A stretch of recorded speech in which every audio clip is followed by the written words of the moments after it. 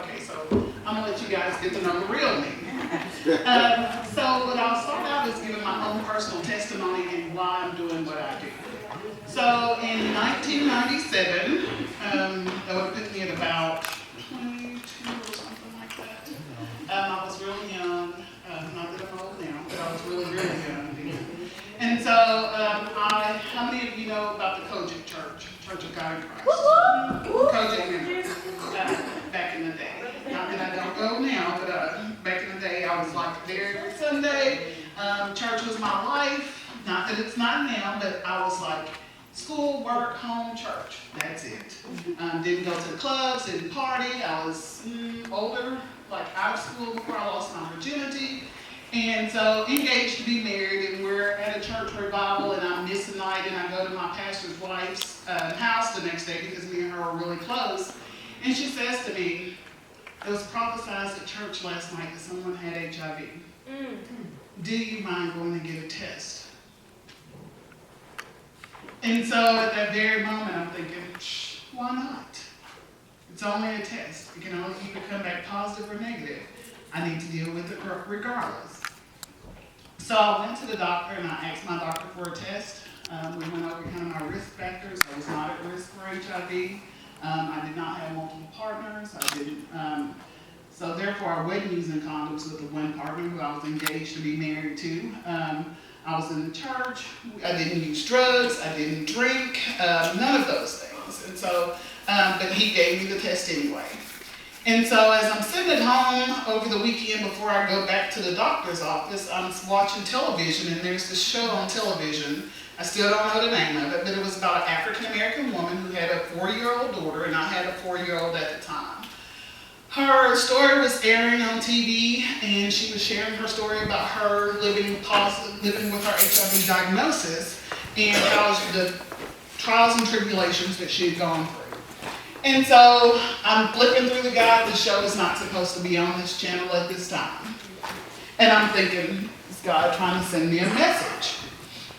So as I go to the doctor to get my results, I get there and he gives me a positive diagnosis of HIV. Wow. And I consoled him and told him it would be okay because I'm a survivor and I'm a child of God. Amen. I did not need for him to feel sorry for me. As I think back, and I lived in a very small rural town at that time, Prescott, Arkansas, Southwest. And so as I think back about all the stigma that I faced, all the things that I went through living in that small town, not being able to get access to medication from my own hometown. I had to drive to get to a doctor 45 minutes away. As I'm pregnant, 6 months after even a diagnosis, I realized that my car breaks down, so I don't have reliable transportation at that time. I'm hitchhiking to get to where I need to go. And it just got to be a lot to deal with. The medication's harsh on your body, being pregnant on top of that. And so I said to myself, other people are going through the same thing that you're going through. Somebody has to stand up and somebody has to do something about it. The stigma that I'm faced with, somebody has to do something about that. Because people with HIV should not be treated any differently than anybody else because we're the same as everybody else. And so all those things, having reliable transportation, not feeling like I can take my medications, all those things are what I fight for every day for people that have HIV. Because a lot of them are afraid to have a voice. Because they're afraid that they're going to be outcast, that their family and friends aren't going to accept them, that they may lose their job or their home. These are the realities of the people that have HIV deal with on a daily basis. And so that's what gave me the motivation to do and stand up and talk to people, to do the research that I do, so that people can understand. So I'm here to talk about the project that we're bringing to your campus. We wrote a grant and we were awarded about $2.5 million to do a grant. Our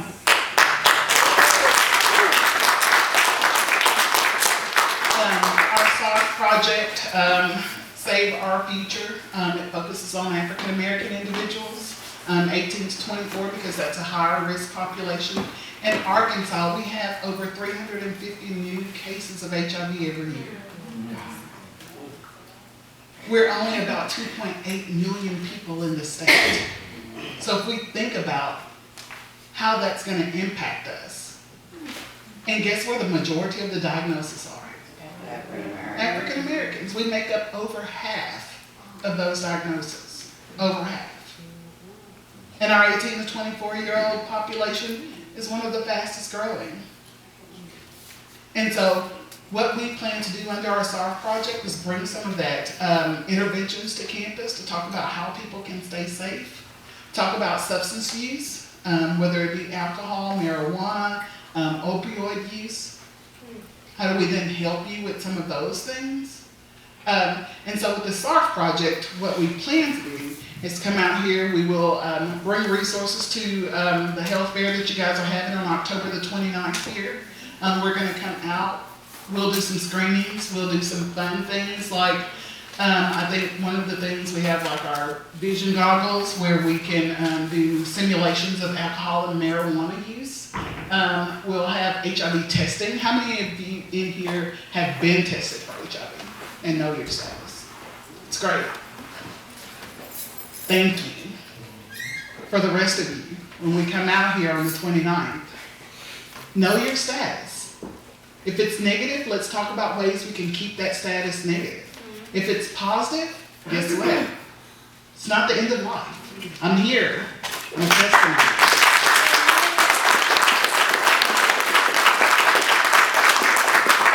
I can only share with you what God has done for me, and He's been really good to me.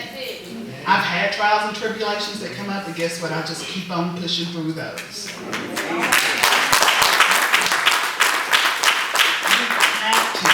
Know our status. In Arkansas, over half the people that are being diagnosed with HIV, they're getting a dual diagnosis of HIV and AIDS. So can somebody tell me the difference between HIV and AIDS?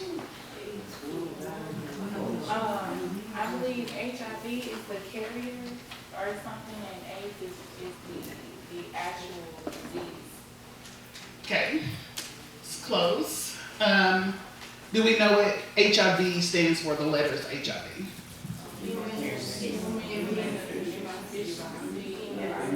Human immunodeficiency virus, and AIDS is acquired immunodeficiency syndrome.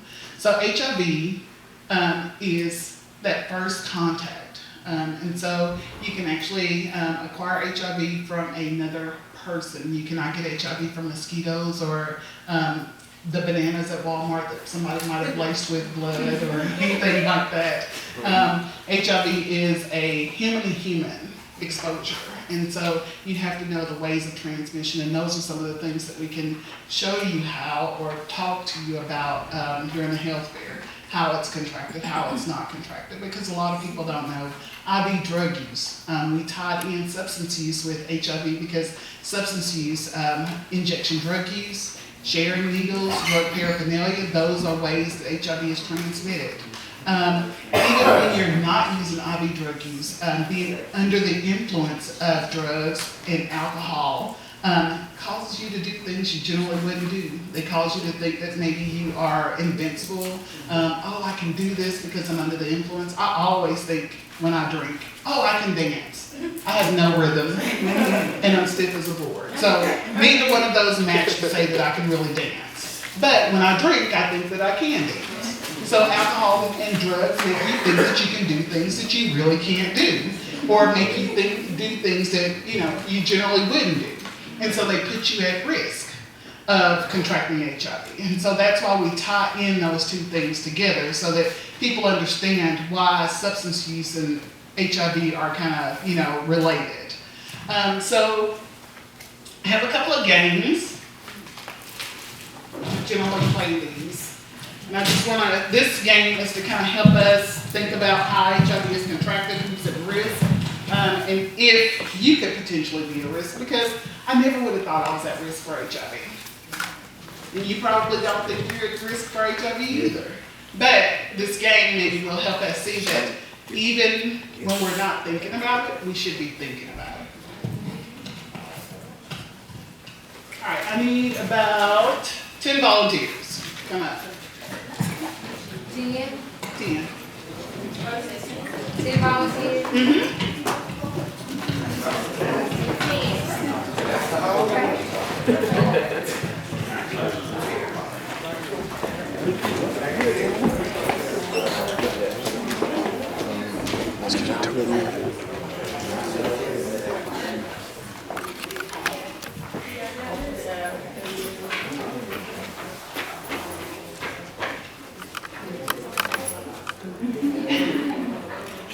All right, so each one of these individuals will have a card in their hand.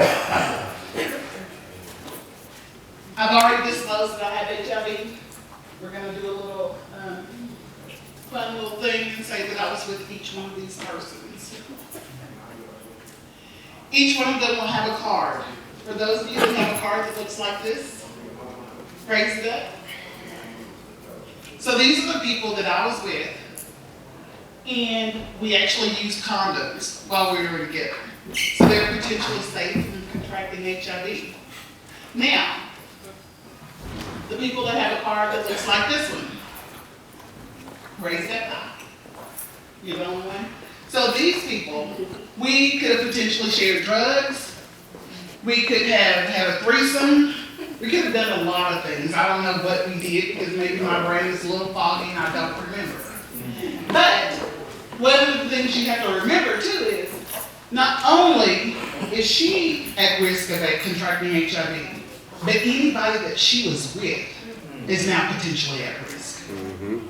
So what you have to remember is you don't worry about just your partner. You have to worry about your partner's partners. If they use IV drugs, if they have, how many people condomless sex? The no check marks. So the ones, and so raise your card up. How many people do we have? 1, 2, 3, 4, 5, 6. 6 people now.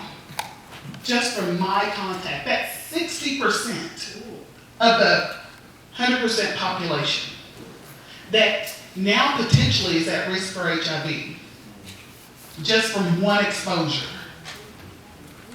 From one person. So if you think about the number of people, if we have 350 every year, and how many people that 350 is in contact with, and then those people are in contact with, and then those people are in contact with. How do you feel about your risk level now? Thank you. You guys can have a seat.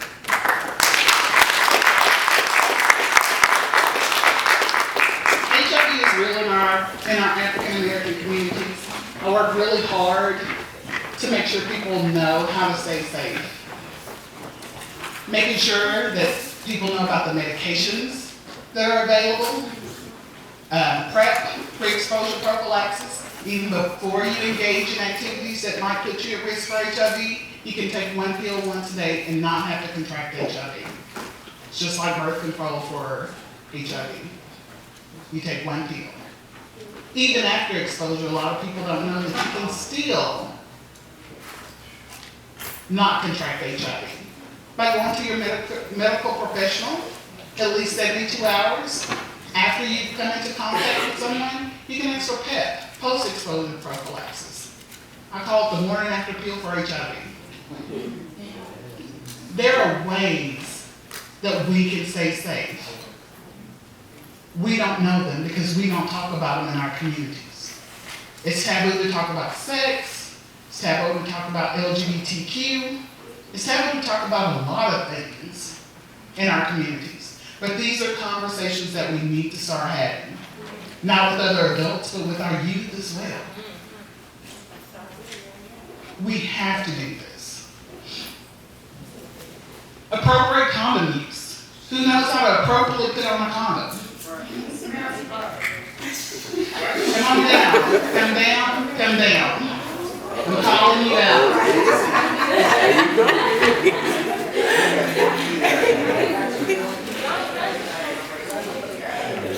I need 2 more people with these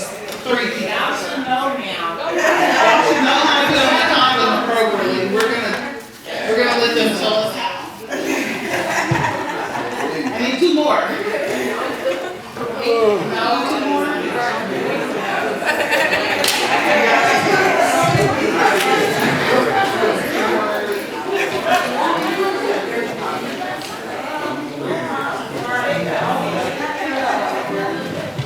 Alright, so this group up here has some words on paper. What they're going to do is they're going to order, starting here, from the first step you do to put on a condom to the last step at the very end.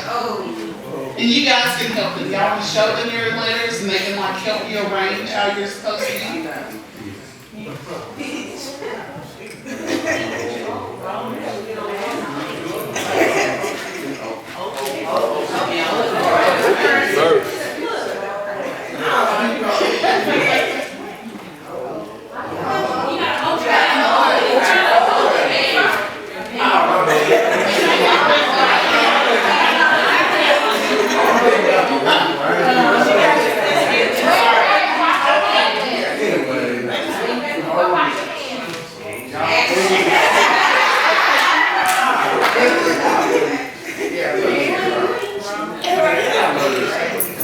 Okay, do they know how to put on a condom, guys? No.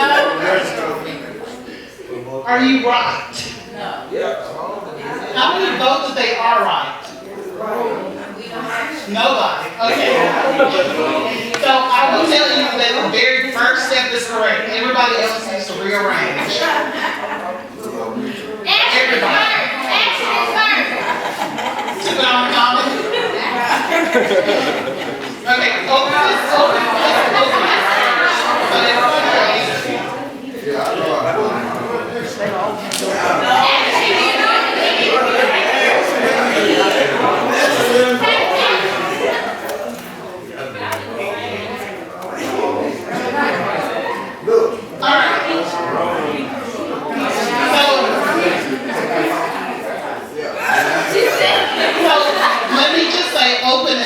Only first step that's correct.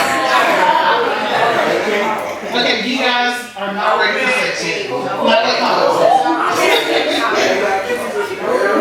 Alright, still first step only. Try peach next. Wait. You still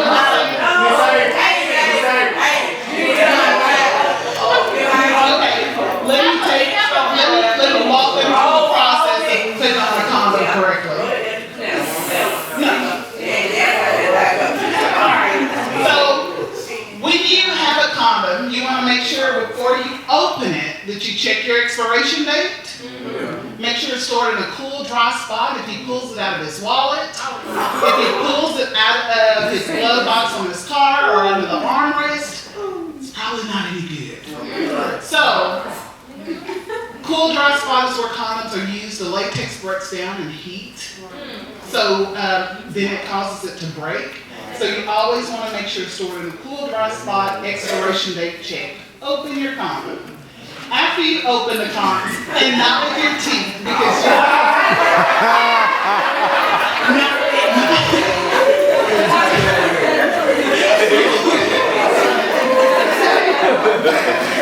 you want to make sure you avoid using your teeth so that you don't puncture the condom. Oh, no, I know what. Right. So, when you also have the condom, one of the things you can do is you can push that condom. You see how that air pocket feels up? If you push that condom and you get that air pocket, that means it's okay and nobody's punctured it. We have guys or females that want to stick pins in your condoms. Guys and girls. Both of them do it, but guys and girls. So if you push that condom in the center and you get that air pocket, that means it has not been punctured by a pin or anything like that. So it means it's still good. So you want to make sure of that. After you open it, you're going to pinch the tip of the condom. Then you're going to roll it down. So next step. You're going to roll that condom down to the base. Then you're going to have your action. Everybody knows what the action part is. I'm not going to talk about it. Then you're going to hold it to take it off. And when you hold it to take it off, you want to make sure that the penis is still semi-erect so that the fluids do not leak inside. And tie it off and throw it in the trash. When you're having sex, think about Oprah, because that's what that spells. Oprah is the acronym for how to properly apply a condom. So, what your home is. So, that's how you appropriately put on a condom. I'm going to share with you guys one of our safe sex kits.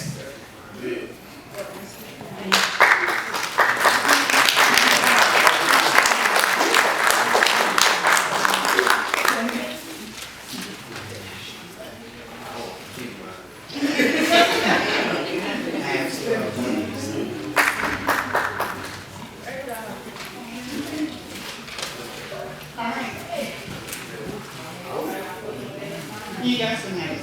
Oh,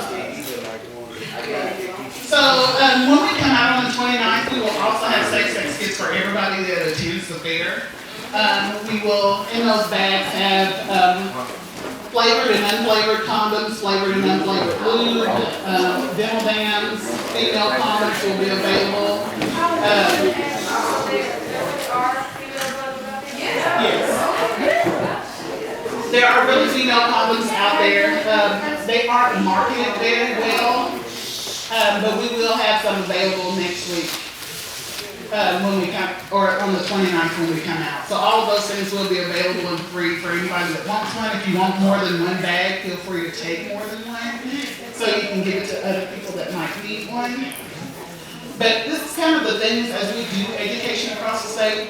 I don't like for my educational classes to be me standing up in front of people lecturing and just talking. I like to get people engaged and get them up and out of their seats and moving, because I feel like it helps them to buy into what I'm trying to say to them. It gives them, they like are actively engaged in learning at that point. So we're happy to do some of that. When we come out on the 29th, when I do my risk assessments, a select group of people will be invited to do a more detailed intervention with me. That for females, we'll have a guy that does the male side. But in those interventions, we'll do some fun activities like these, be able to talk more in detail about HIV, other STDs, and things of that nature. It'll be a 3-hour class. You'll be incentivized for attending. With a $10 gift card and then an opportunity to earn another 40 more over the next month. So I really appreciate your time. Is there any questions? My life is an open book, so if you have questions, I'll take them now. I know you're talking about sexually active people, but what if you restrain from sex? That helps. If you're not having sex right now, then more than likely you won't contract HIV sexually. But if you're using drugs, IV drug use, those kinds of things, you could potentially be at risk. So HIV is transmitted through, who can tell me the 5 body fluids? No, ma'am. Blood. Blood? Okay, give me one person and I'll give them a bag. One person that can get all 5. Secretion. Is that what it's called? Sexual. Okay, body fluids, such as saliva, semen, things of that nature. Can somebody give me 5? No.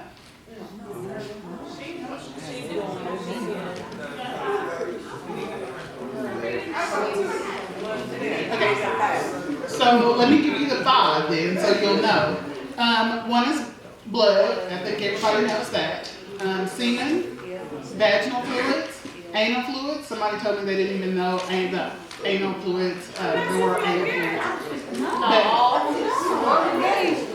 Yes, more than people that are LGBT are having anal sex, and that's one of the things that we have to. Another thing that you have to get past these stigmas about things. People do it every day, but anal fluids, and then you have your breast milk. So breast milk has high concentrations of HIV, and so mother to child, that's one of the ways that it's transmitted. And so we want to remember, especially for females, if you don't know your status, because I had a baby while I was HIV positive and my son is negative. I took my medications every day, and so he does not have HIV. He will be 21 this year, and we're thankful that he is negative. How about the milk they selling from Cambodia?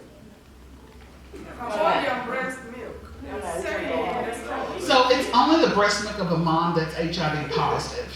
So if the mom is HIV positive and she pumps breast milk, then it wouldn't be something that she'd want to give to her baby. Now, unless she was taking her medications every day, people that take their medications every day like me, and so all you people that I was famous with a moment ago, you actually couldn't have contracted HIV from me. They have a term called U equals U. Undetectable means untransmittable. I take my medications every day. I'm undetectable in my status, meaning they can't find a lot of copies of the virus, but I'm still HIV positive. But I can't transmit it to someone else even if I tried. So if we can get everybody that's HIV positive, that's why it's important to know your status, get them into care, then guess what? We can almost eliminate the number of new cases of HIV. But we have to get tested, we have to know our status, and then we have to get linked to care. But it starts with knowing your status and knowing how to find that out, and we'll be here on the 29th to do just that. Can you contract HIV immediately, or does it take a certain period of time to So there is an incubation period. Those people that I was just with, you can't run out tomorrow and get an HIV test. 3 to 6 months for enough of the virus to build up in your system in order for it to show up on a test is how long it takes. I got a question. Alright, okay. So say you have sex and somebody give you HIV, so you basically saying you can't know until it's too late. Right. That's not what I'm saying. It's not too late. So if you know that that person's positive, maybe positive, you can go to your healthcare provider and ask for PEP, which if you take PEP within that number of days, that 72-hour window that I told you about, it's a month-long prescription. You either get 1 or 2 pills for that month. You still won't get it, even if that person was positive. So all those people I had condomless sex with, go to your doctor today, ask for PEP, you won't get HIV. Now, that's if I had enough of the virus to transmit. I don't have enough of the virus to transmit. So I'm saying to you, there are several ways that people cannot contract HIV. 1, through making sure their partner, if their partner is positive, is on medication. 2, using condoms. 3, you can go get your own PrEP prescription. They have 2 drugs on the market. One is Truvada and one is Descovy. 1 pill once a day medications that you can take so that you don't contract HIV. The one thing I can say about being HIV positive is one thing that they found is we're living longer than you guys are. Because the medications are lengthening our lifespan. We're going to the doctors more often because we have to get lab checks. And so they're finding things earlier and are able to treat them. And so we have a better health care than people that are not positive. Now, that says to me, other people need to go to the doctor on a regular basis, but when they can come and say, and turn this thing around from a disease where everybody was dying to something that now we're living longer than the general population, that's something that's amazing. But I want to help people not be positive, empower you to talk to your healthcare providers even if you're not negative. Go to the doctor regularly so that you can live just as long as I am, because I plan to live to be about 100. I've already told my kids. They keep waiting on me to die to take my house, and I'm just like, no, it's not going to happen. But, you know, those kinds of things Talk to your doctors, talk to your healthcare providers. I've had friends that go and say, I want an HIV test, and they told them you don't need one. Insist. You pay them to be your healthcare provider. They don't pay you to come in. So you ought to get what you need when you go to the doctor.